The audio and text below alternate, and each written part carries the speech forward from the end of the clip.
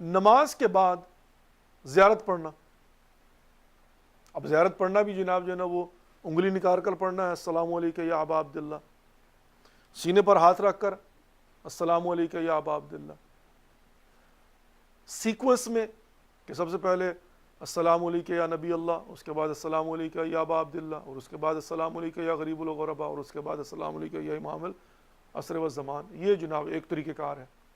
یا 12 اماموں کے لیے یا 14 معصومین کے لیے آپ نے زیارت پڑھنی ہے.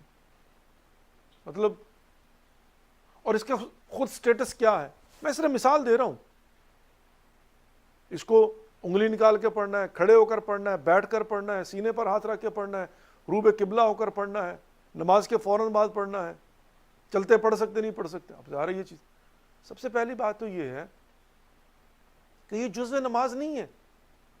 حتیٰ نماز کے بعد یہ تعقیبات جو ہیں اس کے اندر مستحبات کے زمرے میں آتا ہے. وَإِلَّا it's not a part of namaz. لیکن میں آپ کو اپنا ذاتی تجربہ بتا رہا ہوں. ذاتی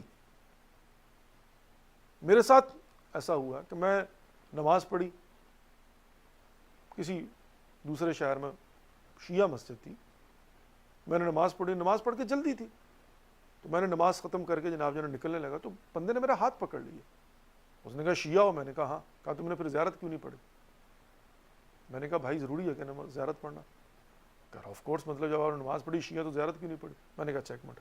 میں نے وہیں پر کھڑے ہو کر زیارت پڑھی. اس کے بعد میں نے کہا ہوگی؟ کہہ رہے ہوگی. میں نے کہا بھائی جاؤ جا کے اپنے کسی مولانا سے پوچھ لینا یا اس کا مطالعہ کر لو. اٹس ناٹ پارٹ آف نماز.